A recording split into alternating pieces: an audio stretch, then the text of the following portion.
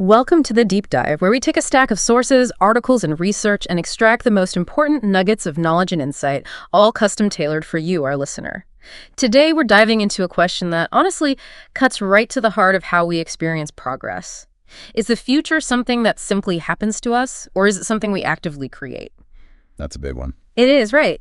Because let's be honest, our default setting is often just to mimic what's already proven, Yeah. To replicate models that have worked for someone else rather than truly forging something new. And that very tension is what we'll unpack in this deep dive. Our mission today is to explore Peter Thiel's groundbreaking book, 0 to 1, Notes on Startups, or How to Build the Future. We're going to dive deep into what Thiel truly means by going from 0 to 1, and most importantly, how you can apply this singular act of creation, this pursuit of the genuinely new, not just to building a company, but maybe more relevantly for many of us, to navigating your own career and life. That's a powerful framing, and it's precisely what Thiel challenges us to consider. Peter Thiel, for those perhaps less familiar, is, well, a titan in Silicon Valley. Absolutely. PayPal, Palantir. Exactly. Co-founder of PayPal and Palantir, an early crucial investor in giants like Facebook and SpaceX. 0 to 1 actually emerged from a course he taught at Stanford, which gives it this unique practical edge, I think. Right. It's not just abstract theory. Not at all. It's not a formula for innovation, because true innovation is inherently unique, right? You can't just follow steps 1, 2, 3. Instead, it's a profound framework for thinking from first principles, for daring to question conventional wisdom, and for actively building the future we want to see. Okay, let's peel back the layers on this core philosophy then. What's the fundamental distinction Thiel makes when he talks about 0 to 1? What does that really mean? It's really the bedrock of his entire argument. Thiel differentiates between two very distinct types of progress, 0 to 1. That's about pure creation. It's moving from nothing to something entirely new, bringing a novel solution or product into existence. Like, imagine inventing the very first smartphone. That's a massive 0 to 1 leap. Right, total game changer. Totally. In contrast, 1 to N progress is about copying or replicating existing successful models. So if you then build 100 more smartphones, or even a slightly improved version of an existing one, that's 1 to N. It's more like horizontal progress, spreading what's already known. So why does this distinction resonate so profoundly? Because, in our daily professional lives and in business generally, we're constantly told to do the 1 to N thing, aren't we? Oh, absolutely. Find a successful blueprint and just, make more of it, or make it a little bit better, a little faster, a little cheaper. That's standard advice. Exactly. And Thiel argues that while copying might feel easier and, frankly, safer, it ultimately leads to stagnation, to a sort of intellectual and economic dead end. He famously says, the next Bill Gates won't build an operating system, nor the next Mark Zuckerberg a social network. If you're trying to be them, you're not truly learning from them. You're just replicating a past success. You're missing the point of their innovation. Precisely. True progress, whether for a company or for you as an individual, comes from forging new paths, from doing things that are genuinely new. Thiel even defines these new creations as miracles, specifically technology. Miracles, that's strong language. It is, but he means it in a specific sense. Technology for him isn't just computers, it's any new and better way of doing things. It's our uniquely human capacity to invent novel solutions, to forge new ways rather than just endlessly rearranging existing pieces. That's a powerful and almost, spiritual way to define technology miracles. So for us, for our listeners, when we think about applying this to our own careers and lives, it really forces us to ask, where are you primarily engaged in 1 to N activities? Where are you just refining something that already exists, or maybe competing in an already crowded space? And then the harder question, where can you truly create something new, even in small but impactful ways? Right. It doesn't have to be the next Google. No. Perhaps it's a unique combination of skills you possess, a novel approach to a common problem in your workplace, or seeing an overlooked opportunity maybe no one else has bothered to pursue. How can you apply this 0 to 1 thinking to your own professional growth, moving beyond just optimizing what's already there? And this thinking brings us directly to Thiel's, well, it seems simple on the surface, but it's incredibly insightful. His signature interview question. What important truth do very few people agree with you on? Oof. Yeah, he asks everyone this, right? Potential hires. Everyone he considers for a role, apparently. That sounds like something that would just trip up almost anyone on the spot. It really gets to the core of how you think, doesn't it? It truly does, and it's difficult for a couple of key reasons. Hmm. Intellectually, I mean, think about it. Yeah. Our education systems are, largely by design, set up to teach us established facts, right? To encourage agreement and conformity to proven knowledge. Learn the accepted answer. Exactly. So learning to think contrarian, to see beyond what everyone else accepts, isn't a skill we're typically trained for. And then psychologically, it demands real courage to actually articulate something you know is unpopular, to risk being perceived as wrong or maybe just strange, requires a bravery that Thiel believes is in even shorter supply than actual genius. So if someone were faced with that question, what's a bad answer versus a genuine good one, I can imagine a few stock responses I might, default to under pressure. Yeah, Thiel gives examples of bad answers. Things like, our educational system is broken and urgently needs to be fixed, or America is exceptional, or even, there is no God. Why are those bad? They sound plausible. Well, the problem with the first two is that while they might be true, they're already pretty widely agreed upon. They aren't really secrets held by very few people. Ah, okay. Not really contrarian. Right.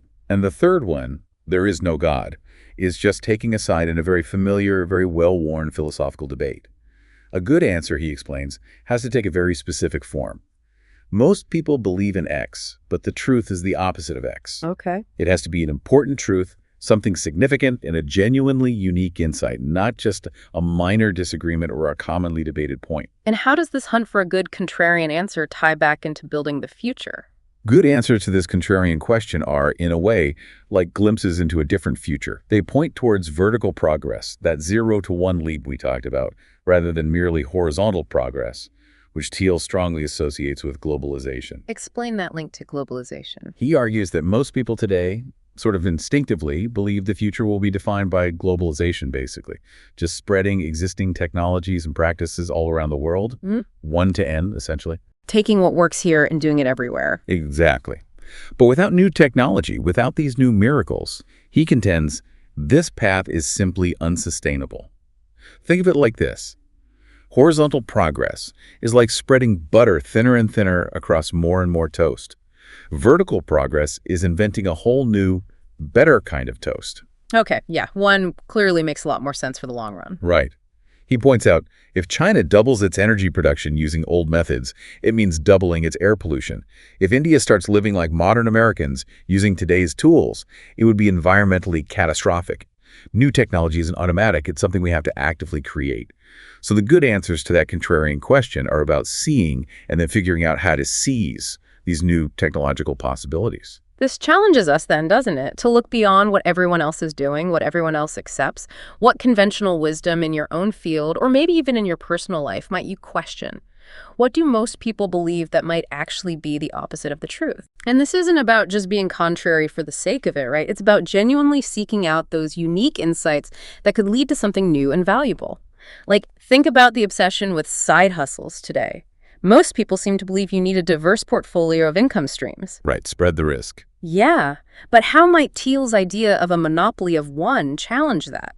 Is becoming hyper-specialized in a truly unique, uncopied skill actually a more powerful path to future value than juggling 3 different part-time gigs? That's a perfect example of how to apply this thinking.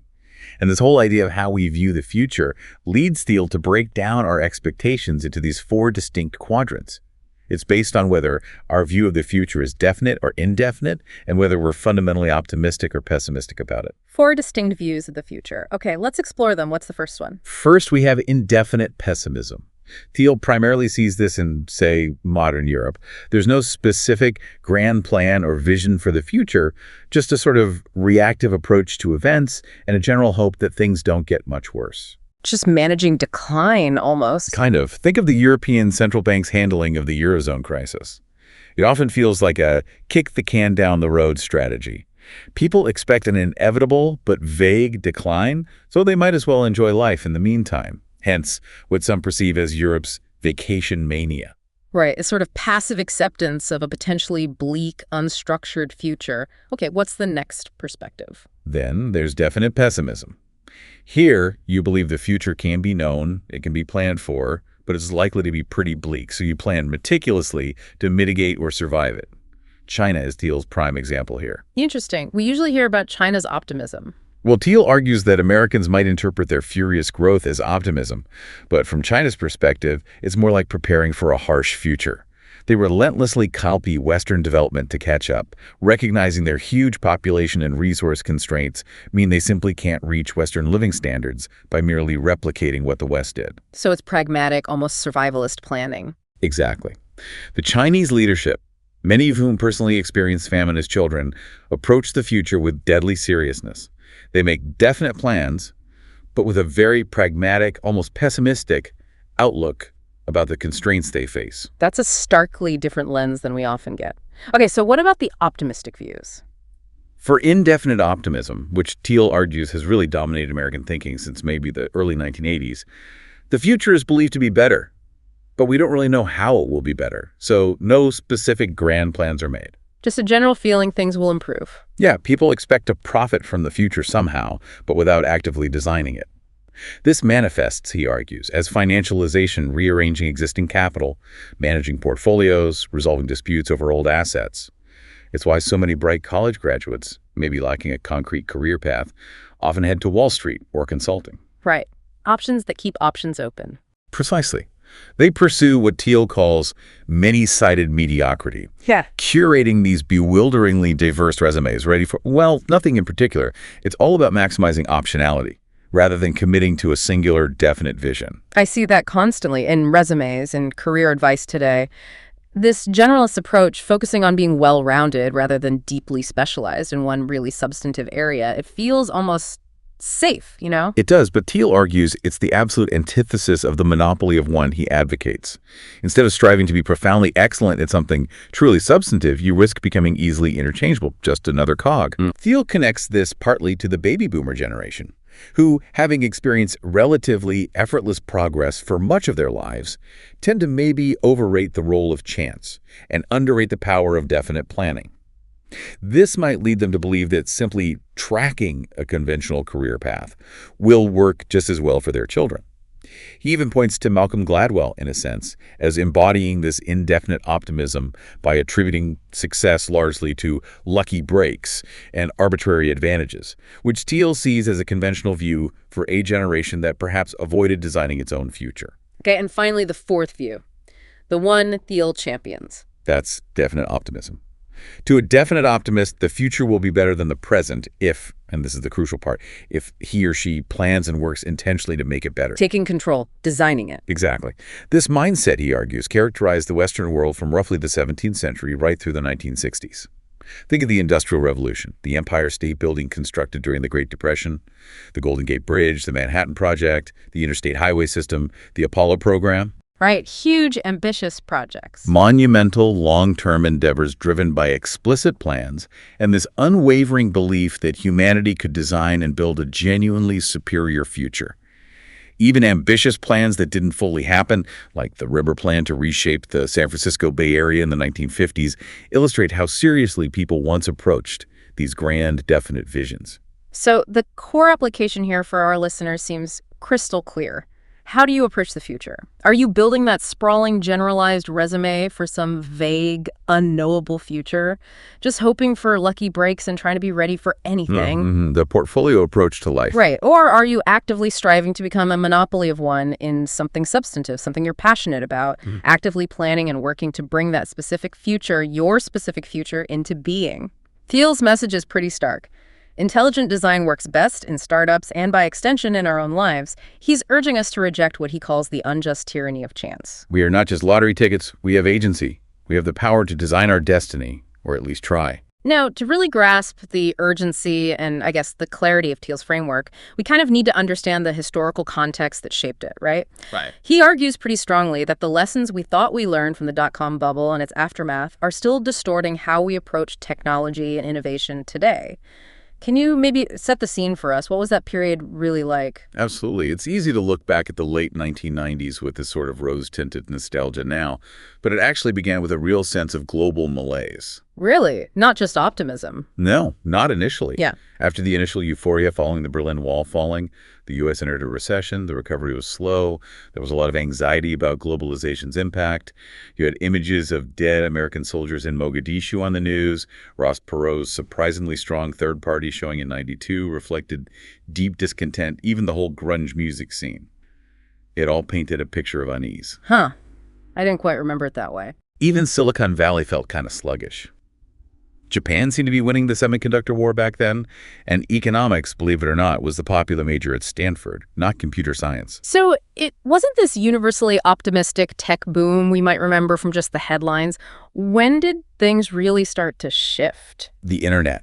It just profoundly changed everything. You had the Mosaic browser in '93, Netscape launching in '94, and then Netscape's massive IPO in August '95, despite having zero profitability.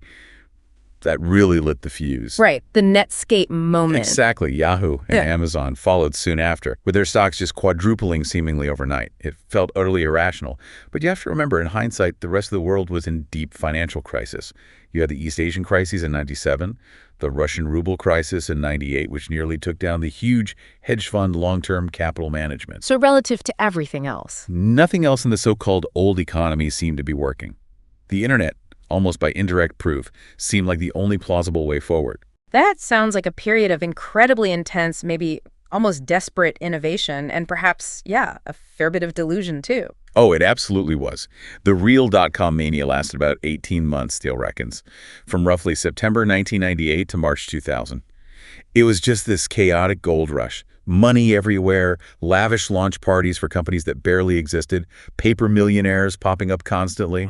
Companies seem to embrace what Thiel calls anti-business models, where they actually lost more money the bigger they grew, accepting things like page views as the key metric over actual profit. As Thiel recounts from his time running PayPal back then, he was genuinely scared, witnessing this alarming casualness, people literally planning IPOs from their living rooms before their companies were even properly incorporated. Wow. And PayPal's own journey during this period is particularly insightful, isn't it? What was their experience like in the middle of all that madness? Yeah, their mission was suitably grand, maybe even grandiose to later skeptics. Yeah. They wanted to replace the US dollar with a completely new internet currency. No small ambition there. Not at all. And their very first product, beaming money between Palm Pilots, an unmitigated flop. It was actually voted one of the 10 worst business ideas of 1999. Ouch. Okay, so they pivoted. They pivoted fast to email payments, but growth was initially slow and advertising was way too expensive.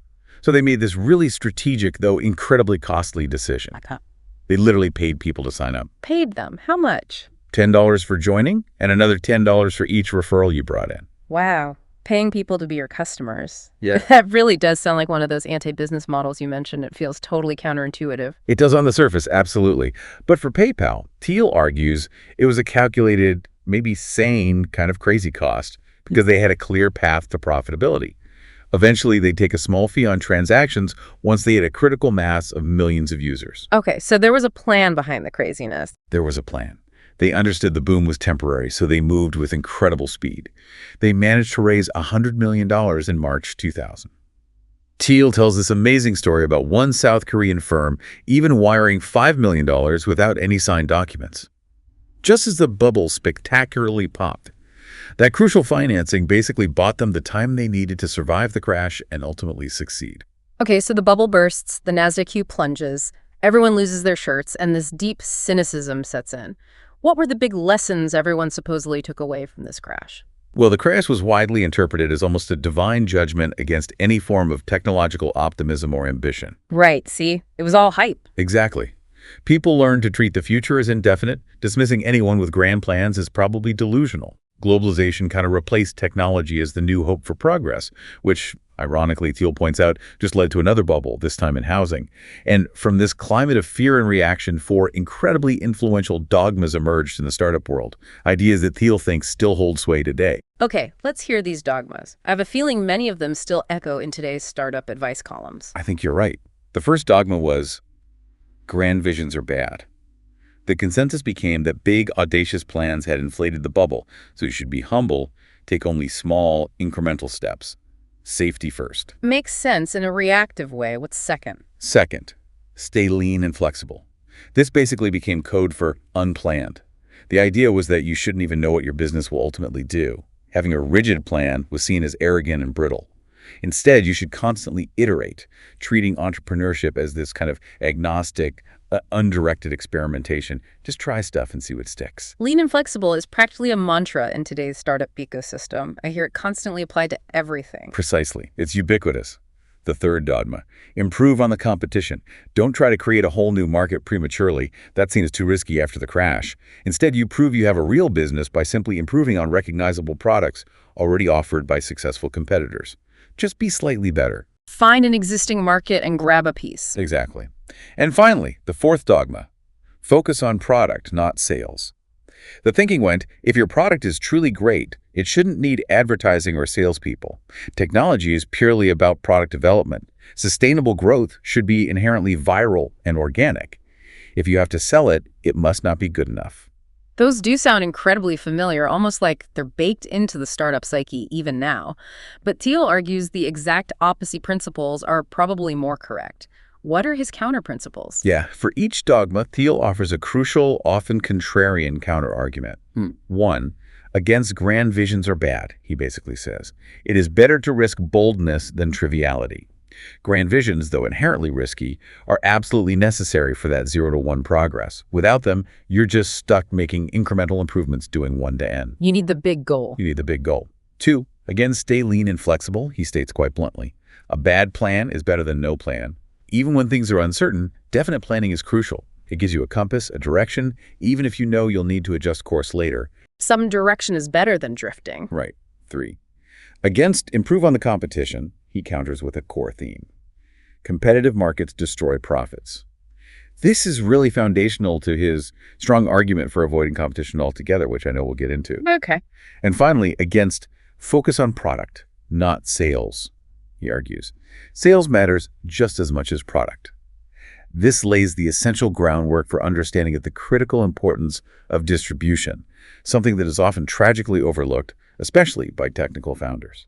This is a really radical reframe that challenges so much Silicon Valley orthodoxy. It pushes us, the listeners, doesn't it, to question the conventional wisdom that we might be unconsciously adhering to in our own professional fields. Are we maybe falling prey to these, post-bubble dogmas without realizing it, holding ourselves back from true innovation and instead just competing on minor improvements, convinced that's the only safe path? It's a really provocative question he forces us to ask ourselves. Okay, here's where it gets really provocative, I think, and for many people, potentially quite uncomfortable. Thiel directly challenges one of the most deeply ingrained beliefs in our entire economic system, the idea that competition is always good. He argues, quite emphatically, that the true path to lasting value and real success lies in monopoly. It completely flips the script on everything we're taught, doesn't it? Our economics textbooks, the popular discourse, they consistently laud perfect competition as the ideal state for a market. Right. More competition equals lower prices, better products. That's the standard line. That's the standard line. But Thiel points out this fundamental contradiction. Capitalism is supposed to be about accumulating capital, right? Building value. Yet under perfect competition, all the potential profits get competed away. In a perfectly competitive market, all the firms are basically undifferentiated, selling homogeneous products, and if there's any money to be made, new firms just flood in, drive prices down until, poof, profit disappears entirely. So everyone just breaks even in the long run. Exactly. No company makes a real economic profit. They just tread water. So the opposite of this supposed ideal state is monopoly. How does he define a monopoly that's not just, the evil, mustache-twirling kind, but potentially beneficial for a company and maybe even for society? Yeah, he's definitely not talking about illegal bullies or government-protected cartels. By monopoly, Thiel means a company that is so uniquely excellent at what it does that no other firm can offer a truly close substitute. Okay, so it's about uniqueness and superiority. Exactly. Think of Google. It hasn't genuinely competed in search since the early 2000s, really. It definitively distanced itself from everyone else through sheer superiority in its algorithms and scale. The profound lesson for entrepreneurs and really anyone building something is clear. If you want to create and capture lasting value, don't build an undifferentiated commodity business. You have to strive for that unique, dominant position. He uses a really vivid and memorable comparison to drive this point home. Comparing airlines versus Google, it almost feels unfair when you hear it. It does, and I think it's meant to be jarring. Think about it. In 2012, U.S. airline companies flew millions of passengers, generated hundreds of billions of dollars in value for society. Huge value creation. Yet they made a minuscule average profit of just 37 cents per passenger trip. 37 cents, that's staggering. It's almost invisible margins. Now, compare that to Google in the same year. It brought in maybe $50 billion, far less total revenue than all the airlines combined, but it kept a staggering 21% of that revenue as profit. 21% versus basically zero. Over 100 times the airline industry's profit margin. Google, as a monopoly in search, makes so much money that its market cap is worth something like 3 times more than every U.S. airline combined. Yeah. This just hammers home that critical distinction. Creating value is profoundly different from capturing value. Airlines create huge value, capture almost none. Google creates value, captures a massive chunk of it because of its monopoly position. This idea of monopoly as a desirable outcome still feels, I don't know, a little bit wrong somehow. Because we're just so conditioned to think competition to good, monopoly equals bad, it almost sounds like a trick or justifying something nefarious. That's because, as Thiel explains it, there's this kind of universal bias for describing market conditions in self-serving ways. Both actual monopolists and companies stuck in fierce competition strategically lie about their true market status. They have incentives to mislead. Okay, so how do monopolists like Google hide their power? Why lie if you're dominant? Monopolists lie to protect themselves. They know perfectly well that openly boasting about being a monopoly invites intense scrutiny, antitrust investigations, public backlash, you name it. Right, unwanted attention. Exactly. So they cleverly conceal it by exaggerating the power of their often non-existent competition. Google, for instance, would never openly claim to be a monopoly. If you define it purely as a search engine, yeah, it commands maybe 68% of the market, which looks like a monopoly. But Google prefers to frame itself as just a small player within a gigantic, multifaceted tech and advertising market. Redefine the market bigger. Precisely. They'll tell you they're to the tiny fraction of a $495 billion global advertising market, or maybe a $964 billion consumer tech market, where they own less than, say, 0.24%. This clever framing allows them to escape that unwanted monopoly label, even though the vast majority, like over 95% of their revenue, still comes directly from search advertising, where they do dominate. Yeah. They define their market as the union of several massive markets to look smaller. Okay, that makes sense. And what about the opposite, the non-monopolists, the companies stuck in that fierce competition? How do they mislead themselves and others? Non-monopolists tell the inverse lie. Oh, we're in a league of our own. Entrepreneurs especially often have this dangerous bias to understate the competition they face. The fatal temptation is to describe your market extremely narrowly so that you appear to dominate it almost by definition. Give me an example. Thiel uses the example of someone wanting to start, say, the only British restaurant in Palo Alto. You might think, great, no one else is doing it. We'll own the entire market for British food in Palo Alto. Sounds unique. It sounds unique, but the relevant market isn't just British food, it's the entire Palo Alto restaurant market, maybe even restaurants in nearby towns like Mountain View. All that fierce, often profitless competition you see on Castro Street in Mountain View among dozens of different types of restaurants. That highlights how these narrow, self-serving definitions can blind you to the real competitive landscape and lead you into a profitless struggle. These businesses define their market as the intersection of various smaller markets, British and Palo Alto and restaurant, which is almost always a path to failure because the real competitive set is much broader. This is a really powerful analytical tool for our listeners, isn't it?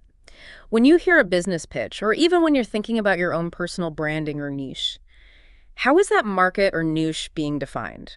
Are they making it so narrow it's almost meaningless, or maybe so broad that it masks a lack of real uniqueness? Precisely. And Thiel argues that competition isn't just inefficient in terms of profit, it's inherently destructive in other ways too. It's not just about the lack of money, it's about the entire ecosystem it creates. How so? Think back to those Mountain View restaurants.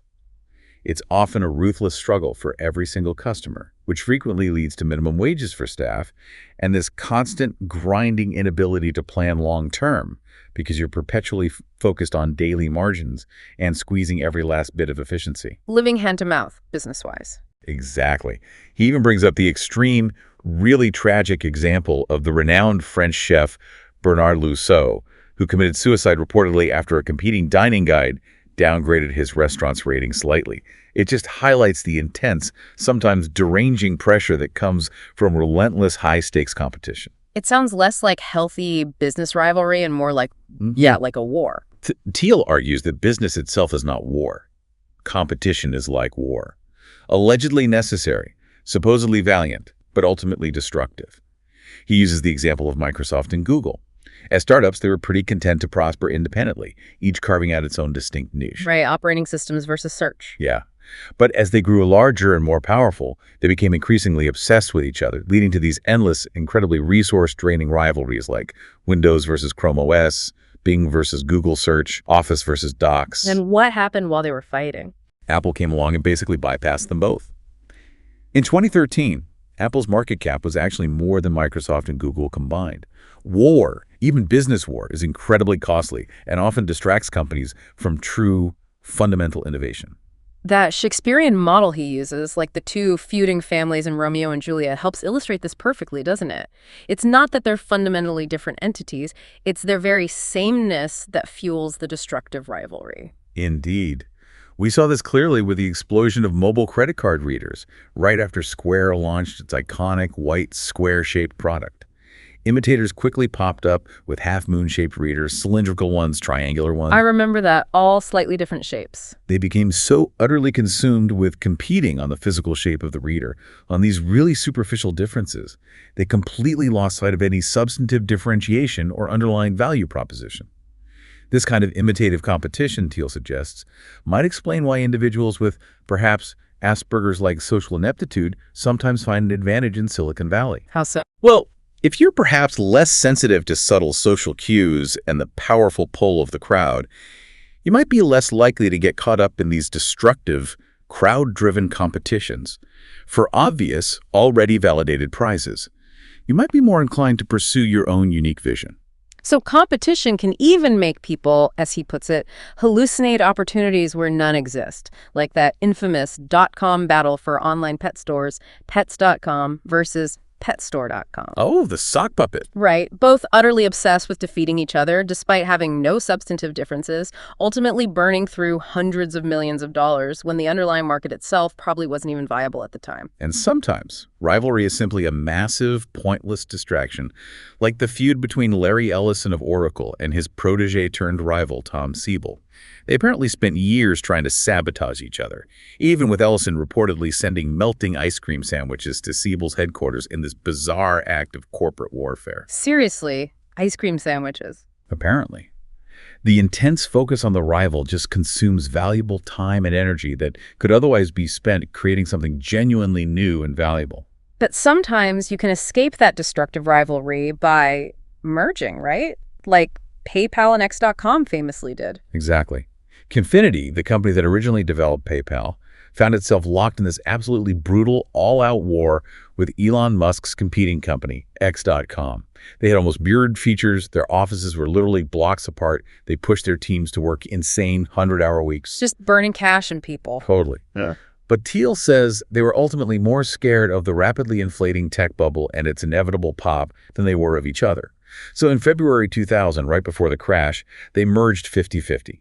De-escalating that intense rivalry, though incredibly difficult and fraught with internal politics, allowed the combined company to ride out the dot-com crash and eventually build a truly successful, enduring business. So the lesson is? Thiel's advice here is typically blunt and pragmatic. If you can't beat a rival, it may be better to merge. And maybe more broadly, winning is better than losing, but everybody loses when the war isn't one worth fighting. For you, the listener, this means trying to identify where you might be caught in unnecessary competition, maybe academically, professionally, even in personal pursuits, and seriously considering how to pivot away from that potentially destructive path towards true creation, towards finding your own unique space. Okay, so escaping competition ideally leads to creating a monopoly. But even having a monopoly isn't automatically a great business unless it can actually endure, right? Unless it can last far into the future. How do we even value a business then, especially a startup that might not even be profitable yet? It feels a bit like valuing something that doesn't fully exist. This is a really crucial point that trips up so many investors and entrepreneurs. A great business, Thiel argues, is defined primarily by its ability to generate significant cash flows far into the future. Not necessarily current profits right now. Not necessarily current profits. He highlights the stark contrast between, say, Twitter and the New York Times back in 2013. Twitter, at that time, was losing money hand over fist, but it was valued at something like $24 billion over 12 times the Times' market cap, even though the Times was profitable. Wow. Why the huge difference? Investors expected Twitter to eventually capture substantial monopoly profits over the next decade, while it was pretty clear that the newspaper's traditional monopoly days were over. The vast majority of a tech company's value, Thiel asserts, often comes 10 to 15 years into the future. That demands immense foresight, doesn't it? And a great deal of patience. It's incredibly difficult to project that far out, especially in really fast-moving industries. It is extremely difficult. PayPal, for example, was unprofitable in early 2000, but was growing 100% year over year. Thiel projected back then that maybe 75% of its present value would come from profits generated in 2011 and beyond. Looking back now, it seems most of its value will actually come from 2020 and even further out. This really emphasizes durability over just rapid short-term growth. Companies like Zynga or Groupon had absolutely explosive early growth, but their underlying business models lack that long-term defensibility. You can hit all your short-term numbers perfectly and still fail to answer the single most important question. Will this business still be around a decade from now? Is it built to last? So for a listener, how do you go about building a business or maybe even structuring a career path that has this kind of long-term durability, that generates cash flow or value far into your future? What does a company with those characteristics actually look like? Thiel identifies 4 key characteristics that durable monopolies usually share, often in some combination. They're not like a rigid checklist you just tick off, but they form a really powerful framework for assessing true, lasting value. Okay, let's dive into these 4. First up is proprietary technology. Right. This is arguably the most substantive and foundational advantage because it makes your product incredibly difficult or practically impossible for others to replicate. Think of Google search algorithms that are still incredibly hard to beat or even meaningfully match decades later. So it's about having something genuinely unique and hard to copy. Yes, and the rule of thumb here is crucial. Your proprietary technology must be at least 10 times better than its closest substitute in some important dimension. 10 times, not just a little bit better. 10 times. Anything less, he argues, is just a marginal improvement, and in a crowded market, a 10% better product is incredibly hard to sell. People won't switch for marginal gains. PayPal, for instance, made buying and selling on eBay at least 10 times better by enabling instant secure payments instead of slow, unreliable checks. Amazon offered easily 10 times more books than any physical bookstore could. Apple's iPad, while maybe harder to quantify numerically, arguably made tablets 10 times more usable through its superior integrated design and intuitive ecosystem. So when we're considering a new project or learning a new skill or even developing a unique approach in our jobs, the question isn't just, is this better, but is this truly 10 times better than the alternative? That's an astronomically higher bar to clear. Okay, what's the second characteristic? Second is network effects. This is when a product literally becomes more useful as more people use it. Facebook is the absolute quintessential example. If all your friends are already on it, you're almost compelled to join, which in turn makes it even more valuable to others. The value increases with the user base. Exactly. But the paradox here, the tricky part, is that to actually kickstart network effects, you almost always have to begin with an especially small market. Start small to get big. Precisely. Facebook famously started with just Harvard students, then meticulously expanded college by college. Thiel contrasts this with a company called Xanadu, which apparently failed, partly because its grand design required every computer in the world to join its network simultaneously to be useful, an utterly impossible barrier to entry. Wow, so you have to find that tiny initial niche where your product is immediately valuable, even if the network is really small at first. That's the key to igniting that powerful viral loop. Okay, what's number 3? Number 3 is economies of scale. A truly monopolistic business gets stronger and more efficient as it grows larger. Those big fixed costs like engineering, R&D, management, they can be spread over a vastly greater sales volume as you scale. Lower cost per unit as you grow. Right. Software startups in particular enjoy incredibly dramatic economies of scale because the marginal cost of producing one more copy of their software is basically zero. Conversely, service businesses like, say, a yoga studio or a consultancy often struggle with this because their margins remain relatively low as they scale. They can't achieve that same kind of leverage. Twitter, with its hundreds of millions of users, doesn't need that many customized features to add more users, and its cost per user decreases dramatically as it grows. This means, maybe in our own careers, we should think about how scalable our efforts are. Can our unique contribution or expertise reach many people with minimal additional effort per person? It's about leveraging your unique value effectively. Okay, and the fourth characteristic. Fourth, and finally, is branding. A strong brand is undoubtedly a powerful tool to claim and defend a monopoly, but, and this is key, it absolutely must be built on substance. That is, it must be reinforced by the underlying proprietary technology, robust network effects, and clear economies of scale we just talked about. It can't just be marketing fluff. Exactly. Apple's iconic brand isn't just about sleek aesthetics and cool ads. It's fundamentally reinforced by its superior touchscreen technology, its seamless ecosystem of apps and devices, network effects, and its immense manufacturing scale, economies of scale. Thiel contrasts this with Yahoo's attempt under Marissa Mayer to lead solely with coolness and brand revitalization without creating genuinely new, substantive products.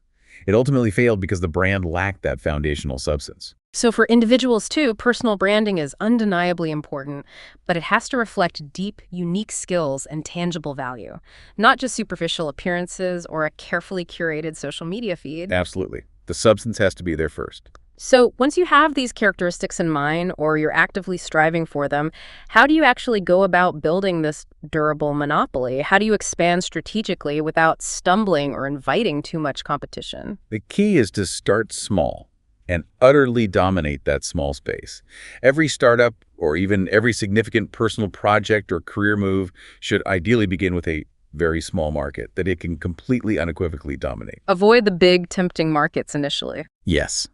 Avoid that common but incredibly dangerous trap of thinking, oh, I just need 1% of this $100 billion market. Large, seemingly lucrative markets are almost always fiercely competitive and incredibly hard to gain any real foothold in, let alone achieve profitability. Thiel points out that PayPal's initial Palm Pilot product failed, partly because its potential users were too scattered, too diffuse. They only found real success by intensely focusing on eBay power sellers, just a few thousand high-volume users initially, but ones who desperately needed their specific eBay payment solution. They dominated that niche first. Like Amazon starting just with books, right? Not instantly trying to become Earth's largest store. Precisely. Jeff Bezos very deliberately started with books, a distinct and manageable niche he could dominate, then gradually, strategically expanded to CDs, videos, and eventually toward encompassing all of online retail. The key is to sequence your market expansion correctly, growing incrementally, consolidating your dominant position at each step before moving to the next adjacent market. And Thiel has a strong, maybe even contrarian take on the whole concept of disruption, which is another one of those huge buzzwords in Silicon Valley. He does. Silicon Valley is absolutely obsessed with the idea of disruption, but Thiel sees it mostly as a self-congratulatory buzzword that often distorts an entrepreneur's true self-understanding and strategy. Disruption, he argues, almost always attracts immediate, unwanted attention and fierce competition from the incumbents you're trying to disrupt. Like poking the bear. Exactly. Think of Napster. It directly challenged the established music industry and very quickly found itself mired in lawsuits and eventual bankruptcy. PayPal, on the other hand, while it certainly took some business from Visa, primarily focused on expanding the overall payments market, creating net positive value rather than directly attacking an incumbent head-on. Thiel's blunt advice is essentially, don't disrupt, avoid competition as much as possible. Find your own space. So it's not necessarily about being the first mover into a space, but maybe about being the last mover. What does that mean? Correct. Being the last mover means making the final, most definitive, great development in a particular market, and then enjoying the lasting monopoly profits that come from that dominant position. It requires a profound understanding of the long game, what he calls studying the end game before everything else. You need to know where the market is ultimately heading and position yourself to own that final, most valuable iteration. So for you, the listener, this translates to identify your true niche, strive to dominate it with genuinely superior value, that 10x factor, and then strategically expand your skills or influence from that secure base rather than just diving headfirst into crowded markets or trying to disrupt existing structures in a way that just invites unnecessary, often destructive competition. Build your fortress first. Okay, this all seems to bring us full circle, back to that really challenging contrarian question Thiel asks. What important truth do very few people agree with you on? For that question to even be answerable in a meaningful way, there has to be important truths that very few people agree on. In other words, there have to be secrets left to find. Yes, exactly. Thiel makes this important distinction between secrets and mysteries. Secrets are things that are hard, maybe incredibly hard, but fundamentally solvable. Like Fermat's last theorem, which Andrew Wiles eventually proved after 358 years of intense effort by mathematicians, it was solvable. Okay, hard but possible. Right. Mysteries, on the other hand, are things that might be impossible to figure out, maybe ever. Like, is string theory definitively true? We can't really design experiments to truly test it, so it remains more of a mystery. The key insight here is this. You can achieve difficult things, secrets, but you can't achieve the impossible mysteries. Thiel posits that every correct answer to that contrarian question is necessarily a secret, something important and unknown, something hard to do but doable. If there are still many secrets left out there, then there are countless potentially world-changing companies yet to be started. But it often feels like, doesn't it? In the modern world, many people kind of act as if there are no real secrets left to find. Everything feels discovered, mapped, categorized, published online. It really does feel that way sometimes. Thiel uses the disturbing, admittedly extreme example of Ted Kaczynski, the Unabomber, who was, remember, a brilliant math prodigy before his descent. In his twisted manifesto, Kaczynski argued that modern people are depressed because all the truly hard, meaningful problems have already been solved, leaving us only with easy, trivial tasks or impossible, unsolvable mysteries. Wow, that's a bleak view. Incredibly bleak, and his methods were obviously insane.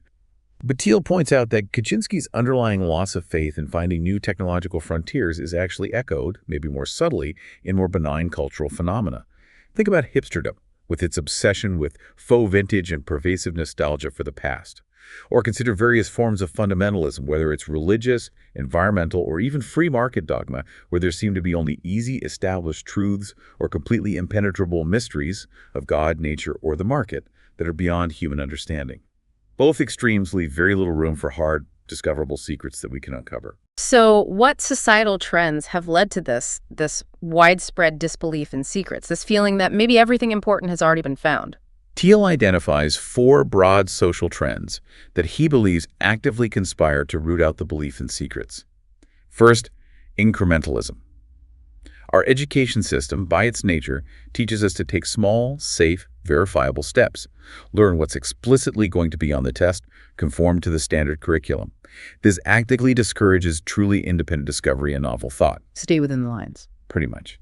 Second, risk aversion. We are, as a society, increasingly afraid of failure, afraid of social censure for exploring unorthodox ideas, especially in public forums.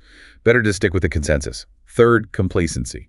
Elites and established institutions often prefer to simply collect rents profits on existing structures rather than expending the effort and taking the risk to seek out genuinely new secrets. He uses the decline of HP as an example, arguing it stemmed partly from its board's decision to stop inventing and instead focus purely on managing and overseeing existing, profitable operations. The incentive to find secrets diminishes. And the fourth trend is flatness. Globalization creates this pervasive perception that the world is flat, meaning if something new and valuable were discoverable, surely someone else, somewhere in the vast global talent pool of billions, would have already found it. This leads to a kind of collective intellectual apathy. Why bother looking hard if someone smarter hasn't found it yet? This is a really powerful critique of modern society, isn't it? It suggests we've maybe sacrificed a real sense of wonder at secrets left to be discovered in exchange for the perceived safety of avoiding, I don't know, crazy cults or unpopular ideas. Indeed. Thiel provocatively says that very few people take unorthodox ideas seriously today. And he suggests the best startups often feel like slightly less extreme kinds of cults built around a team that is fanatically right about some important secret that others have completely missed or dismissed. So the challenge for you, the listener. The profound challenge is to actively recognize and consciously resist these pervasive societal pressures in your own pursuit of knowledge and new ideas. Don't let complacency or the fear of being seen as unorthodox or the lazy belief that it's all been done before prevent you from looking for those hidden truths, those secrets in your own field or life.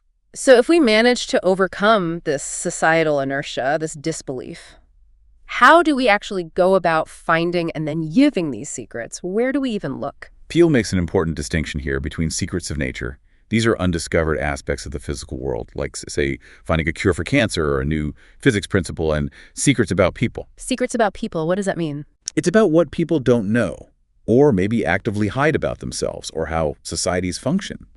This could be the true nature of monopoly we discussed, or maybe overlooked insights into human behavior, nutrition, or market inefficiencies. He emphasizes that these human secrets are often underappreciated. For example, a physics PhD, for all their deep knowledge of fundamental laws, might completely miss obvious insights into human motivation or business strategy. So look beyond the obvious disciplines. Yeah, he suggests looking where no one else is looking, maybe in fields that are genuinely important but perhaps aren't highly standardized or overly institutionalized. He uses nutrition as an example, where many large studies have been flawed, leaving vast swaths of fundamental knowledge potentially still waiting to be discovered. Look for the gaps, the unexamined assumptions. And once you believe you've uncovered a secret, what's the best way to actually utilize it? You probably can't just shout it from the rooftops if it's truly contrarian. Probably not. Unless you have perfectly conventional beliefs, Thiel advises dryly, it's rarely a good idea to tell everybody everything that you know. The most effective way to use a powerful, unconventional secret is often within the confines of a company. He calls it building a conspiracy to change the world. A conspiracy? Yeah, in the sense of a small group working together towards a shared, non-obvious goal. Sharing that secret with a select few, your core team, makes them fellow conspirators united by this unique insight. Companies like Airbnb, Lyft, Uber, they were all built on what now seem like pretty obvious secrets about harnessing spare capacity or connecting existing demand with overlooked supply via mobile tech. But these insights seemed elementary only in retrospect. They were hidden in plain sight until someone acted on them. This connects beautifully back to Thiel's strong emphasis on intelligent design over chance, doesn't it? It's about rejecting the idea that success is just accidental luck and actively embracing definite planning and strategic design based on these secrets. Yes, absolutely. Success is never just accidental, he argues. It's almost always the direct result of definite planning and meticulous design. Steve Jobs' greatest design wasn't just the iPhone's beautiful aesthetics, it was his entire business. Apple consciously imagined and then executed these definite, multi-year plans for groundbreaking products like the iPod, iPhone, and iPad. This stands in stark contrast to the common approach of minimum viable products and constant iteration based on focus group feedback that many other companies rely on. Jobs saw that you could fundamentally change the world through careful, deliberate, long-term planning based on a unique vision. Which means, as listeners, we should absolutely think of ourselves as investors in our own lives and careers, right? Instead of random dabbling or just creating a diversified portfolio of vaguely related skills, Thiel encourages this kind of ruthless focus on what will be truly valuable in the future, built through definite plans and unique insights, not just passively hoping for chance or luck to strike. It really is about designing your own future based on your secrets. Okay, so building a successful company, or really any truly impactful endeavor, clearly isn't just about having grand ideas or understanding market dynamics. It seems profoundly about, well, people. Thiel introduces this concept he calls Thiel's Law, which sounds pretty intimidating. A startup messed up at its foundation cannot be fixed. That sounds incredibly absolute, almost like a death sentence for any early missteps. It is pretty absolute, and I think he means it to be stark. He uses these grand analogies like the founding of the entire cosmos or the drafting of the U.S. Constitution to really emphasize that the early decisions made in a company are qualitatively different from later ones. They're incredibly difficult, maybe almost impossible to change once they're set in motion. Like setting the initial conditions. Exactly. Bad decisions made right at the very start, picking the wrong co-founders, making the wrong initial core hires, are exceptionally difficult to correct later on without some kind of major crisis, like impending bankruptcy, forcing a complete reset. So as a founder, or really as someone embarking on any significant project with others, your absolute first, most critical job is to get those initial things right. The foundations have to be solid. So the very first, most critical decision then, whom to start with? Your co-founders. He stresses this intensely. Choosing co-founders is, in his words, like getting married. Optimism and excitement naturally abound at the very beginning. Everyone's excited. But if irreconcilable differences emerge down the line, the company itself often becomes the tragic victim of that bad match. Well, like a messy divorce. Pretty much. Thiel recounts his early investment in a company started by his future PayPal co-founder, Luke Nosek, with someone else. It apparently failed spectacularly because they were just a terrible match. One was a brilliant eccentric, the other maybe more of an MBA chasing the dot-com gold rush. and they'd only met briefly at a networking event. Oh. Thiel now profoundly emphasizes the importance of a prehistory, having a real history together and deep mutual understanding among founders that extends far beyond just having complementary skills on paper. You absolutely need to know how they'll react under real pressure, not just when things are going well. Okay, so beyond the founders themselves, how does he suggest aligning the entire team, everyone involved, for long-term success? He delves into three really critical concepts here: ownership, possession, and control. Ownership is pretty straightforward. Who legally holds the equity, the shares? Possession is about who actually runs the company day to day, making the operational decisions. And control is who formally governs the organization, typically the board of directors, setting the overall strategic direction. And misalignment between these can be disastrous. It can cripple any organization. He uses the DMV, the Department of Motor Vehicles, as this extreme, almost satirical example. Ostensibly, the citizens own it, right? Yeah. But the clerks working there have genuine day-to-day possession of their small fiefdoms and powers. And even the governor and legislature have only nominal control over its actual functioning. The whole bureaucracy becomes profoundly misaligned with its stated purpose. I think we've all experienced that. Right. And in corporations, you might see a CEO who focuses solely on hitting quarterly numbers to keep the stock price up and preserve a high salary, possession and short-term control, rather than truly prioritizing the hard work of long-term value creation. Ownership. The incentives get skewed. And this is precisely why he advocates for remarkably small boards of directors, correct? Yes, absolutely. For private companies, Thiel says a board of 3 is his ideal, and he insists it should never, ever exceed 5 members. 3 to 5, that's tiny compared to many boards. It is. But smaller boards fundamentally facilitate clearer communication, swifter consensus, and genuinely effective oversight. An extra-large board, which you often see in nonprofits, paradoxically often exercises no effective oversight whatsoever. It can actually provide cover for a kind of micro-dictator, CEO, or executive director to operate completely unchecked because responsibility is so diffused. Every single board member matters profoundly, and Thiel warns even one problematic director can jeopardize the company's entire future. Wow. Okay, and what about who is actually part of the core team day to day and how they're compensated? It sounds like traditional compensation models might be almost counterproductive, especially in the early stages. Thiel stresses what he calls the Ken Kesey rule from the Merry Pranksters. You're either on the bus or off the bus. All in or all out? Basically, yes. Everyone intimately involved with the company, especially early on, should ideally be full-time. Consultants, part-timers, and especially remote work in the very early formative stages, he argues, can lead to fundamental misalignment because their incentives are often biased toward near-term value extraction or external opportunities rather than long-term company building. That's a controversial take on remote work, especially now. It is, but it stems from that core belief in deep alignment. And for compensation, he points to a remarkably consistent pattern. A low CEO salary, specifically under $150,000 for early-stage startups, is, according to Thiel, the single clearest pattern he's observed for success. Under $150K for a CEO, that seems incredibly low. It does, compared to headlines. Yeah. But it profoundly aligns the leadership with the long-term company value. It forces them to focus relentlessly on increasing the entire company's worth, because that's where their real payoff lies via equity, not just defending their personal salary. He mentions Aaron Levy of Box, who famously lived in a tiny one-bedroom apartment with practically no furniture for years while building the company. That's wild to think about, especially with what we often see in the news about CEO pay these days. It really flips the script on what success looks like. In those early days, it sounds like about shared sacrifice, almost like a pact, isn't it? Very much so. That single pattern under $150K, that really tells you who's all in on the mission itself, not just chasing the immediate paycheck. Right. It signals commitment. And instead of those high cash salaries, it's really all about equity as the true motivator for that long-term value creation. Equity is indeed, he argues, the one form of compensation that can effectively orient people toward creating value in the future. However, and this is critical, it needs to be allocated with extreme care and thought.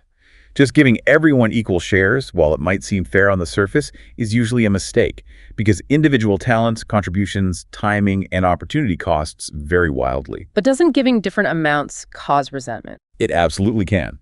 Granting wildly different amounts of equity up front can inevitably breed resentment and perceived unfairness down the line. So the practical solution Thiel often employed: keep the individual details secret. Publicizing everyone's specific stake, he warns, would be like dropping a nuclear bomb on team cohesion and morale. Equity is powerful precisely because it's illiquid initially and tied directly to the company's long-term success. Those who genuinely prefer it over cash often reveal a profound commitment to that shared future. So for you, the listener, these insights seem crucial for building any kind of collaborative endeavor, right? Whether it's a startup, a team project at work, or even just a community group. How carefully are you choosing your co-founders in life? Are the incentives truly aligned for the long haul, or are there maybe hidden misalignments lurking beneath the surface? It's about getting those human foundations right from day one. Okay, moving from the structural foundations to the more intangible, but maybe equally important aspect of culture. Thiel talks about building a mafia. What on earth does he mean by that provocative term? He says, every company is a culture. Not just that a company has a culture. A truly good culture, in his view, means a tight-knit team of people who are absolutely united on a shared mission, fanatically devoted to achieving it together. And the PayPal Mafia is the prime example. It's the legendary example. The extraordinary alumni network from early PayPal, including Elon Musk, Reid Hoffman, the founders of YouTube, Yelp, LinkedIn, and Thiel himself, serves as compelling evidence of an incredibly strong, enduring culture that actually transcended the original company itself.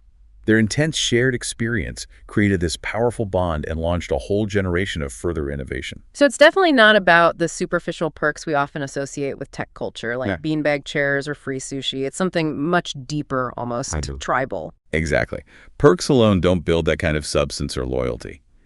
Thiel asserts that hiring is a core competency. It should never be outsourced. And the key recruiting question, especially for maybe the 20th employee onwards, shouldn't be about stock options or just working with smart people, because every company claims those things. The real question is, why would someone truly talented join your specific company when they could probably go to Google for more money and definitely more prestige? Right. What makes you uniquely compelling? The best answers have to be deeply specific to your mission and your unique team. Why is your mission uniquely compelling, something important that no one else will get done? At PayPal, it was that grand, almost crazy vision of creating a new digital currency. And for the team aspect, the answer had to be, are these the kind of people I genuinely want to work intensely alongside, day in and day out? Finding your tribe. Finding your tribe. Thiel describes the early PayPal team as basically the same kind of nerd. They shared a love for sci-fi. They were obsessed with cryptography and digital currency. They were a tribe of like-minded people fiercely devoted to the company's mission. And crucially, internally, he tried to ensure every individual had just one thing they were primarily responsible for. One clear role. Why? To minimize internal conflict and turf wars, and to foster clearer accountability and long-term relationships. This internal cohesion allowed the company to better survive serious external threats. Thiel even provocatively suggests that the best startups often resemble slightly less extreme kinds of cults, fanatically right about some important secret others have completely missed. Wow. So for you, the listener, when you're building a team or maybe joining one or volunteering or choosing an employer, look beyond the superficial perks. Assess the true depth of the shared mission and values and ask yourself, how clear is my unique singular contribution within that group? Am I clearly on the bus? That alignment is key. This naturally leads us to a broader discussion about the relationship between humanity and technology itself. Thiel strongly challenges the prevalent fear, the narrative we hear all the time, that computers will inevitably replace human workers en masse, leading to widespread unemployment. He argues quite forcefully that computers are fundamentally complements for humans, not substitutes. He draws this really sharp contrast between the effects of globalization and the effects of technology. How are they different in his view? Globalization, he explains, often does mean human substitution people in different countries competing for the same jobs, the same resources, which can lead to convergence and downward pressure on wages in some areas. Technology, on the other hand, offers profound complementarity. Humans and machines are fundamentally good at very different things. They don't necessarily compete directly for the same resources or roles. Okay, can you elaborate on those distinct strengths? What are humans uniquely best at, and what are machines best at, according to Thiel? Humans excel at intentionality, at making nuanced judgments in complex, novel situations, and at creative problem solving. We're good at asking the right questions, setting goals. Computers, by contrast, are superb at efficient data processing, finding patterns within clearly defined parameters, and executing precise instructions at scale. but they really struggle with basic human judgment, context, and common sense. The nuance. Exactly.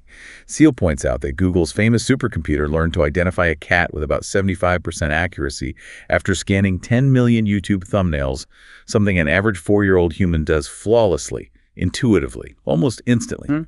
This highlights the categorical difference. Computers are incredibly powerful tools, but they lack genuine human intentionality and that deep well of common sense understanding. And PayPal's own Igor system sounds like a fantastic real-world example of this complementarity in action. Can you tell us about that? It's a classic Silicon Valley story, really born out of crisis. In mid-2000, PayPal was literally bleeding over $10 million a month due to sophisticated credit card fraud.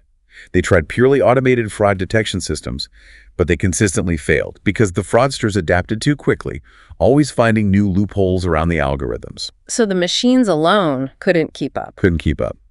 So Max Levchin's engineering team developed this brilliant hybrid system they nicknamed Igor. The computer flagged suspicious transactions using complex algorithms, presenting the data on a well-designed user interface, and then highly trained human operators, using their adaptability, intuition, and judgment, made the final call fraud or legitimate. Man and machine working together. This man-machine symbiosis turned a huge monthly loss into a profit almost overnight and literally saved the company. Wow. And this brilliant concept was then extended to Palantir, Thiel's next major venture, right? Exactly. Thiel co-founded Palantir specifically to apply this human-computer hybrid approach to identifying complex patterns in massive disparate data sets, whether you're looking for terrorist networks, financial fraud, or disease outbreaks. Palantir's software empowers highly skilled human analysts, whether they're in national security agencies or financial institutions, to extract actionable insight from divergent sources of information. It doesn't replace them, it makes them superhuman analysts. Its software was even rumored, though never officially confirmed, to have played a role in locating Osama bin Laden. Incredible potential. The profound insight here is that better technology won't necessarily replace skilled professionals in fields like law, medicine, education, or even recruiting. Instead, it will empower them to do even more sophisticated, more impactful work by handling the routine data processing and pattern spotting, freeing up humans for higher-level judgment and strategy. Think of LinkedIn empowering recruiters, not replacing them. And he has a critical take on the common obsession with big data itself, doesn't he? He does. He says, big data is usually dumb data. Computers can find statistical patterns, sometimes spurious ones, but they don't inherently know how to interpret complex human behaviors, compare patterns from wildly different sources, or understand crucial context. Actionable insights always require human intelligence and judgment to interpret the patterns, validate them, and decide how to apply them effectively. So the human element remains critical. Absolutely critical. Thiel argues that the most valuable companies of the future won't just ask what problems can be solved with computers alone. They'll ask, how can computers help humans solve truly hard, important problems? For you, the listener, this means thinking actively about how you can combine your unique human skills, your judgment, your communication, your creativity, your empathy, with the powerful technological tools available today to achieve previously unimaginable results in your field, rather than simply fearing automation. It's about becoming a superhuman, not worrying about being a replaced human. Okay, one of the most common pitfalls, especially for brilliant engineers and innovators, maybe particularly in Silicon Valley, seems to be assuming that if you just build a truly great, superior product, customers will magically appear at your doorstep. Thiel calls this out pretty strongly as the field of dreams fallacy, right? If you build it, they will come. He does, and he argues it's an incredibly dangerous delusion that sinks countless promising ventures. He points out that engineers, perhaps because they value logic, elegance, and efficiency above all else, tend to profoundly undervalue, even disdain, sales and distribution. They often perceive it as somehow superficial, maybe even irrational or fundamentally dishonest. Like it's manipulation, not value creation. Right. Sales, he says wryly, works best when it's hidden, when you don't even realize you're being sold to. This is why jobs that primarily involve distribution often have these cleverly disguised titles. Account executive instead of ad salesperson, business development instead of customer sales, investment banker for selling entire companies, and maybe even politician for selling themselves and their policies. Huh. That's cynical, but probably true. None of us wants to be reminded when we're being sold, he observes. So the very best salespeople become masters of this hidden, subtle art of persuasion. He describes sales as a hidden art and uses that classic, unforgettable Tom Sawyer anecdote to illustrate it. It's such a masterful example. Tom Sawyer not only convinced his friends to do his chore of whitewashing the fence for him, but he actually got them to pay him for the privilege of doing so. That's sales grand mastery right there. Making people want to do what you need them to do. Thiel emphasizes that genuine sales, effective distribution, requires immense hard work to look effortless and natural. And while tech-minded folks, nerds as he sometimes calls them, might wish to believe they are immune to its effects, advertising works on nerds, and it works on you. It subtly embeds impressions and associations that drive purchasing decisions later, often subconsciously. The core truth here is really blunt. The best product doesn't always win. That hurts to hear sometimes, but it feels true. It often is. If you've invented something genuinely groundbreaking, truly 10x better, but you haven't also invented an effective, scalable, efficient way to sell it and get it into customers' hands, you essentially have a bad business, no matter how brilliant the core product itself is. So distribution isn't just some afterthought you bolt on at the end. It's an absolutely essential component of the product's design and strategy right from day one. Precisely. It has to be baked in. And to underline this, he introduces two absolutely crucial metrics that every single business must understand and master. Customer lifetime value, CLV, must demonstrably exceed customer acquisition cost. Sylvia Tech. Got it. Basically, the total value you expect to get from a customer over their entire relationship with you has to be greater than what it costs you to acquire that customer in the first place. And logically, the higher the price point of your product, the more it makes fundamental sense to spend on actually selling it. He then outlines this useful spectrum of distinct distribution methods, each really with its own optimal use case and cost structure. Okay, what's at the very high end of that spectrum? The most expensive sales? That would be complex sales. Yeah. This is typically for deals valued in the 7 figures or more, millions, tens of millions, even billions. It requires incredibly close, personal attention, building deep, trust-based relationships over many months, sometimes even years. SpaceX is a prime example. Elon Musk himself personally had to persuade NASA officials to sign those initial billion-dollar contracts for space launches. Palantir, co-founded by Thiel, requires its CEO, Alex Karp, to apparently spend something like 25 days a month on the road meeting potential clients, because for huge, multi-million-dollar government or enterprise deals, buyers demand to interact directly with the CEO. You're selling a vision, deep trust, and a long-term partnership, not just software. Okay, makes sense for huge deals. Then there's personal sales, a step down. Right. For deal sizes generally between, say, $10,000 and $100,000, the challenge shifts. You can't have the CEO doing every sale. You need to build a replicable process for a dedicated sales team. Box, the file-sharing company, is a good example. They initially began by selling to small, specific groups within companies who had an acute problem their solution could solve immediately. Then, they systematically used those initial footholds to expand the relationships into much larger, more lucrative enterprise-wide deals. ZocDoc, which charges doctors a few $100s a month for its appointment booking service, also demonstrates this.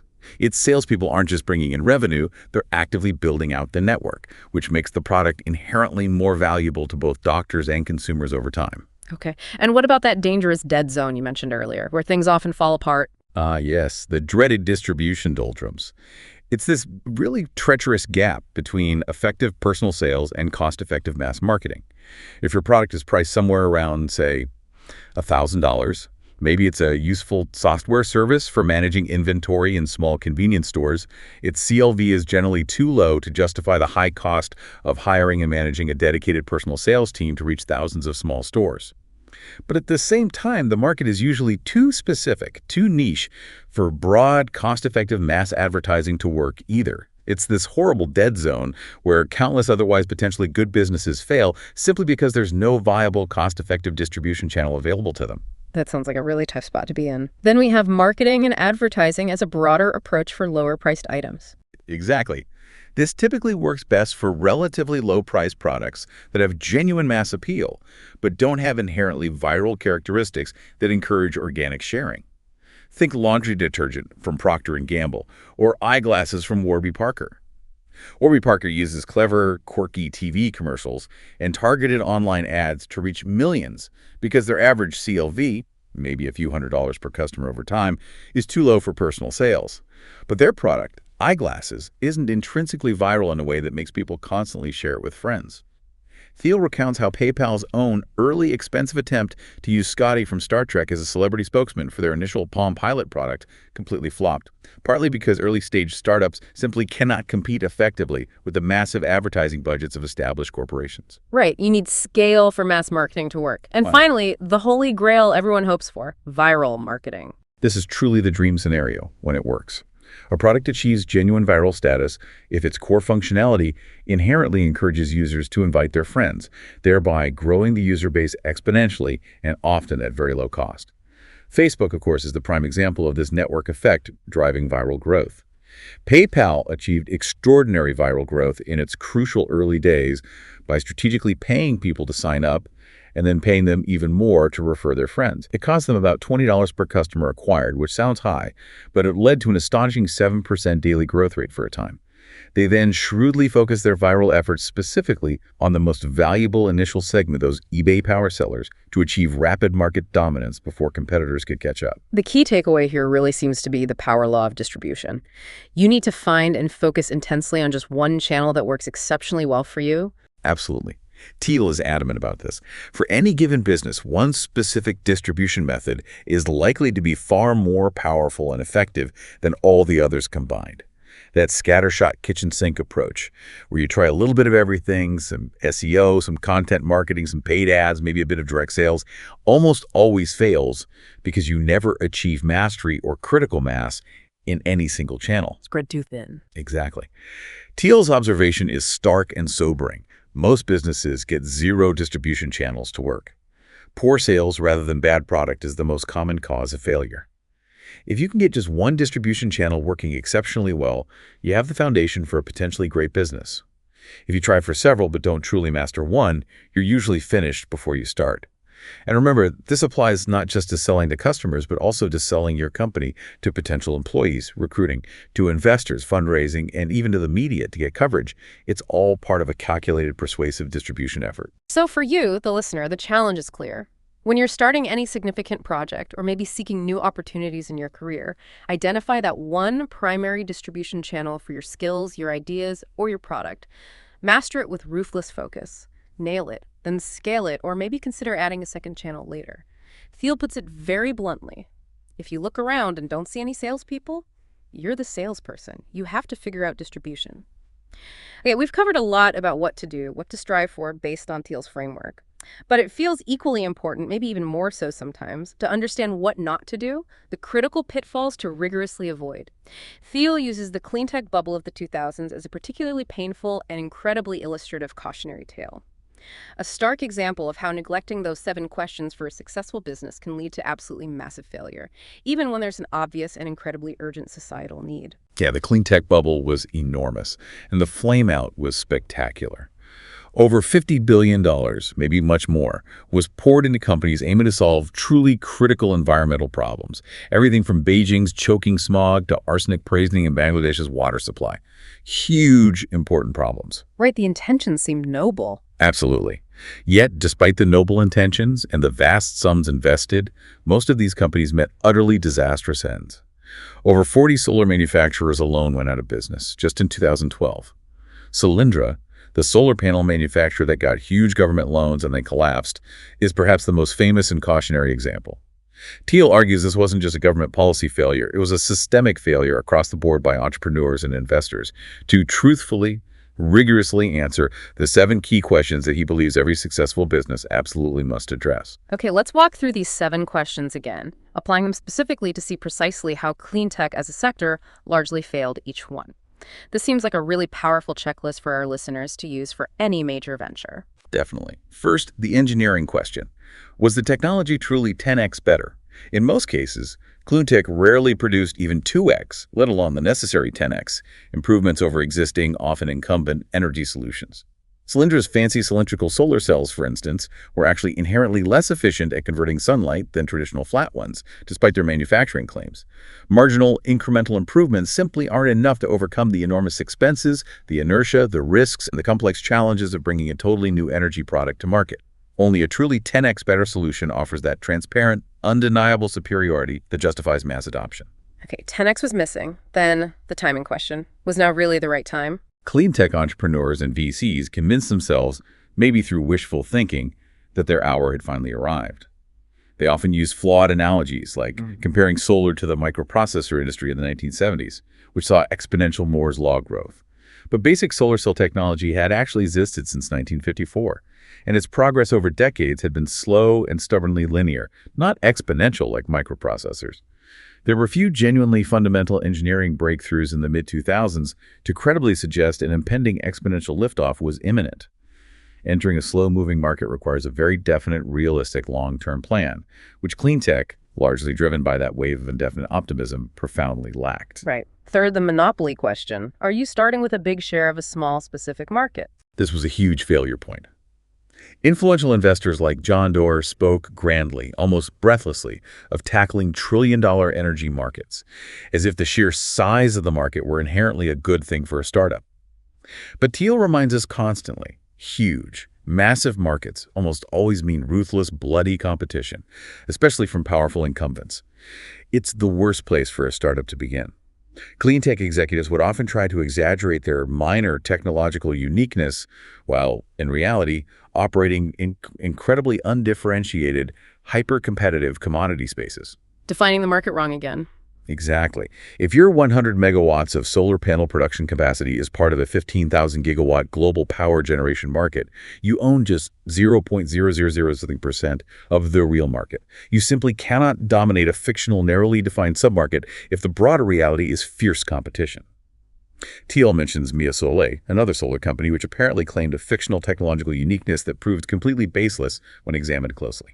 Okay, next is the people question. Did they have the right team? Energy problems are fundamentally hard engineering problems, right? Yeah. Yet Thiel observes that many, maybe most, of the failed clean tech companies were often run by shockingly non-technical teams. These executives were often salesman executives, maybe charismatic guys in suits and ties, which Thiel humorously labels a red flag for a tech startup founder. They were often excellent at raising capital from equally non-technical investors and pitching a grand vision, but they were often woefully inadequate at actually building the complex products customers genuinely wanted or needed at a competitive price. This contrasts sharply with someone like Elon Musk at Tesla, who possesses deep, first-hand engineering expertise himself. Right. Substance matters in leadership. Fifth, the distribution question. Did they have a clear way to not just create, but actually deliver their product to customers effectively? This was another massive blind spot. Clean tech companies, often lost in their technological fervor or chasing government subsidies, frequently forgot entirely about the end customers and how to actually reach them efficiently. He uses Better Place, an ambitious Israeli electric vehicle infrastructure startup, as a key example. They raised and burned through something like $800 million, developing swappable battery packs and a network of charging stations. Oh. Their core technology was actually pretty sound. So what went wrong? Their product offering was incredibly unclear to consumers. Were you buying an electric Renault car, or were you buying a Better Place service subscription? It was confusing. And the actual customer experience was apparently riddled with hoops and limitations, requiring drivers to get prior approval for routes and adhere to predictable paths to ensure access to charging stations. They only managed to sell about 1,000 cars before declaring bankruptcy. It's a tragic illustration that selling and delivering a product is at least as important as the product itself. Wow, $800 million gone. Okay, what about the long-term vision, the durability question? Was their market position going to be defensible 10 and 20 years into the future? Few clean tech companies seem to have a credible answer to this. They were utterly blindsided, almost across the board, by the sudden surge of heavily subsidized Chinese competition in solar panel manufacturing, which drove down costs dramatically and forced dozens of Western companies out of business. Thiel argues this wasn't some black swan event. It was a foreseeable market dynamic they failed to anticipate. They ignored global competition. They also embraced misguided assumptions about the broader energy market, completely failing to anticipate the transformative rise of fracking technology in the U.S., which caused natural gas prices to plummet and absolutely devastated the economic viability of many renewable energy business models at the time. You simply must anticipate future competition and major market shifts to build a truly durable business. And finally, that crucial secret question. Had they identified a unique opportunity or a hidden truth that others simply didn't see? This might be the most damning failure. Clean tech largely justified its existence and fundraising efforts with incredibly conventional, widely agreed upon public truths about the dire need for a cleaner world. Green is the new red, white, and blue. was a common patriotic-sounding mantra. But an overwhelming societal need doesn't automatically translate into an overwhelming business opportunity, especially if everyone else sees the exact same obvious need and jumps in. Great companies, Thiel insists, have secret-specific, often non-obvious hidden reasons for their success that others have missed. And social entrepreneurship often falls into this trap. Thiel argues it often does. Trying to explicitly do well by doing good frequently results in doing neither effectively, partly due to the ambiguity of balancing two goals, but often because it relies on conventional thinking and public validation, masking the absence of a genuine proprietary secret about the business itself. So the overall pretty sobering message from the whole clean tech saga is that you can't just participate in an important feel-good sector and automatically expect to succeed. But then there's Tesla. Founded right in the middle of that same clean tech boom decade, it stands as this incredible exception that really proves the rule, doesn't it? Yes, absolutely. Tesla, under Musk's leadership, meticulously got all 7 questions right, demonstrating how definite planning, contrarian thinking, and a clear vision can lead to success, even in a sector littered with failures. Walk us through how Tesla answered the 7 questions. Okay. Technology. Their integrated design, especially of the Model S, was genuinely 10x better than any other electric car attempt at the time. It forced other car companies to license their components, not the other way around. That's proprietary tech dominance. Timing. Musk shrewdly seized a unique, probably unrepeatable $465 million government loan opportunity from the U.S. Department of Energy in 2010 that was frankly unthinkable before the financial crisis or since. Perfect timing. Monopoly. Tesla started with an incredibly tiny submarket it could absolutely dominate. Very high-end electric sports cars, the Roadster. Then they strategically expanded to luxury electric sedans, Model S, and only then aimed for broader markets, Model 3Y. Start small, monopolize, then scale. Textbook deal. Team. Elon Musk is that rare combination, a consummate engineer and a master salesperson visionary. He assembled a famously demanding special forces team culture, hiring only the most committed and brilliant people willing to buy into the mission. Distribution. Tesla controversially decided to own its entire distribution chain, its own stores, its own service centers, giving them complete control over the customer experience and the brand message, bypassing traditional dealers. Durability. They had an ambitious, definite long-term vision from the start, including building a proprietary charging network, the superchargers, that created a powerful lock-in effect and network advantage. And crucially, the founder, Musk, remained firmly in charge, driving that vision. Secrets. Tesla recognized a deeper, often unarticulated social desire.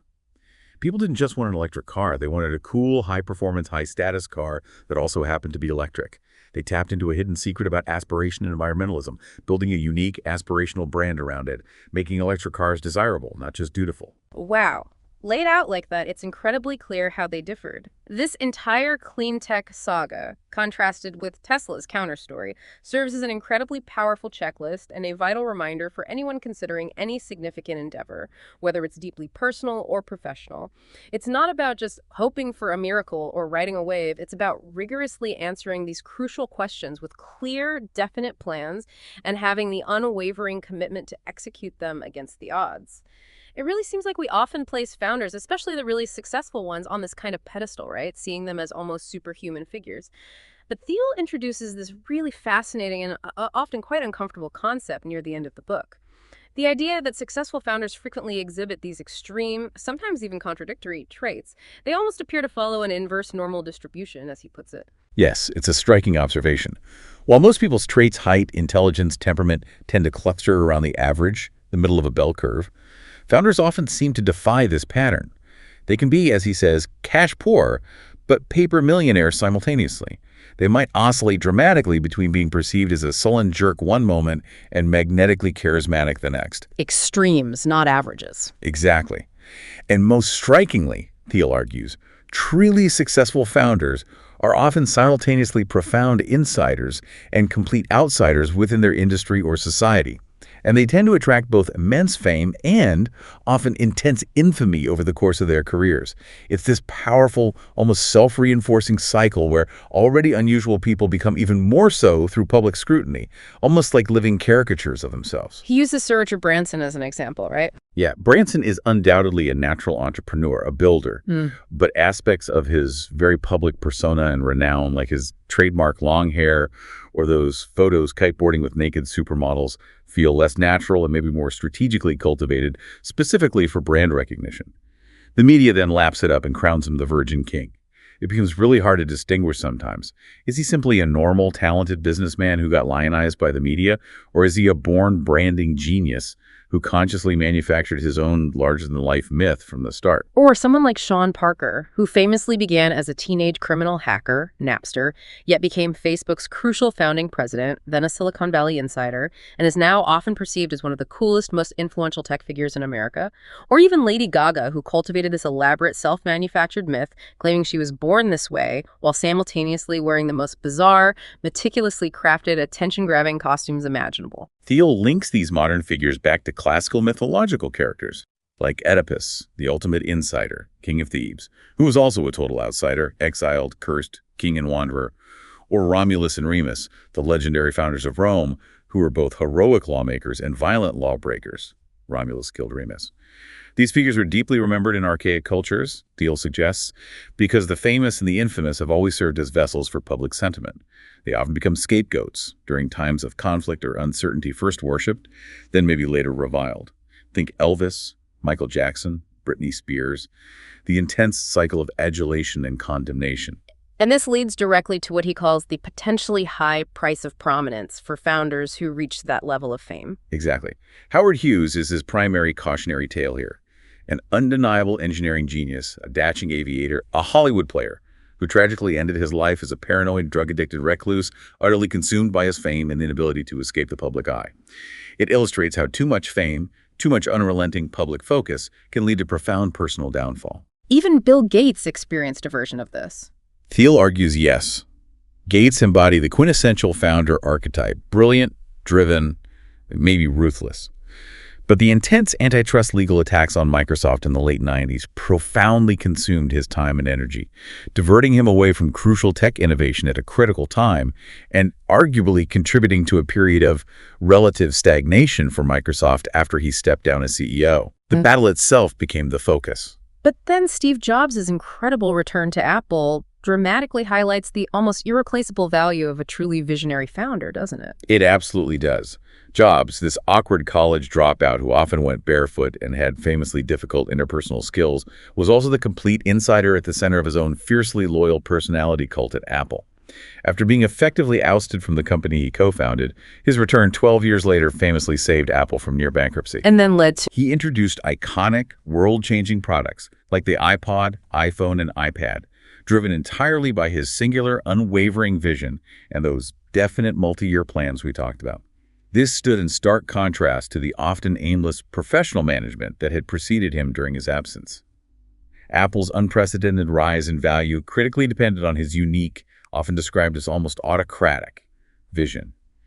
This reinforces Thiel's somewhat controversial idea that the most effective founder-led companies can actually resemble feudal monarchies more than modern democratic organizations, precisely because a unique founder can make definitive, authoritative decisions and inspire that profound, almost personal loyalty needed for 0-to-1 leaps.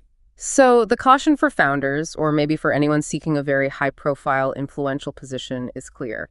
Individual prominence and adulation can never be enjoyed except on the condition that it may be exchanged for individual notoriety and demonization at any moment. So be careful. That's a heavy warning. It is. Yeah. But the founder's true power, the core insight Thiel leaves us with here, isn't necessarily that they alone, like some Ayn Randian hero, create all the value single-handedly. Instead, it's that a great founder can bring out the best work from everybody at his company. They catalysts, maybe essential catalysts, but not necessarily lone geniuses operating in a vacuum. So for you, the listener, this means maybe understanding the immense power of strong, visionary leadership and inspiring collective effort. It's about empowering others, maybe finding a leader who empowers you, to achieve something truly unique and valuable together, not just focusing solely on individual accomplishment. #tag, outro.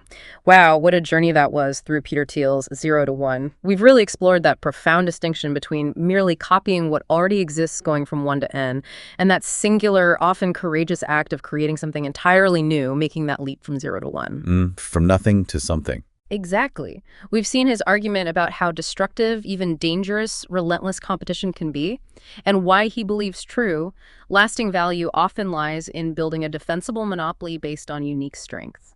We've learned about the critical importance of having a long-term vision, engaging in definite planning, and the practical characteristics that define a lasting business, that proprietary tech, the network effects, economies of scale, and having real substance behind a strong brand. And we've uncovered the absolute necessity, in his view, of looking for secrets, those important truths hidden in plain sight, and actively defying the societal forces that subtly discourage their pursuit. We've also delved deep into the critical human element, building strong foundations with the right co-founders, fostering a mission-driven mafia culture, and understanding that technology best serves us as a powerful complement to human intelligence, not some fearsome substitute we should dread. Right. And crucially, we've realized that distribution, that often unsung hero of any endeavor, matters just as profoundly as the product itself. You have to be able to sell it. You do. The cautionary tale of the clean tech bubble showed us vividly what happens when these fundamental principles are tragically neglected. While Tesla's remarkable success provided this powerful, real-world checklist for how to potentially get them precisely right. Ultimately, Thiel brings us back to a deeply provocative thought about our collective future, doesn't he? It's not something automatic. It is fundamentally a choice. We cannot simply take for granted that the future will inevitably be better than the present. The future isn't some preordained path leading either to a glorious technological singularity or an inevitable slide into stagnation. He presents it as a starker dichotomy. It's either nothing or something, stagnation or creation. And crucially, that choice, which path we take, is entirely up to us, to our actions, our ambition, and our collective will. So as you go forward from this deep dive, maybe the challenge to you is to embrace definite optimism in your own life and work. Don't just passively wait for the future to unfold, or spend all your energy trying to meticulously copy someone else's past success. Actively seek out your own singular opportunities, your own potential 0-to-1 contributions. Dare to think from first principles, to question convention, and above all, actively work to build the future you envision, however small or large your part may be, rather than simply accepting the default or copying the past. Because, as Thiel concludes, everything important to us is singular, unique, unrepeatable. We hope this deep dive helps you find and maybe even build yours. Thanks for listening, and we'll catch you on the next deep dive.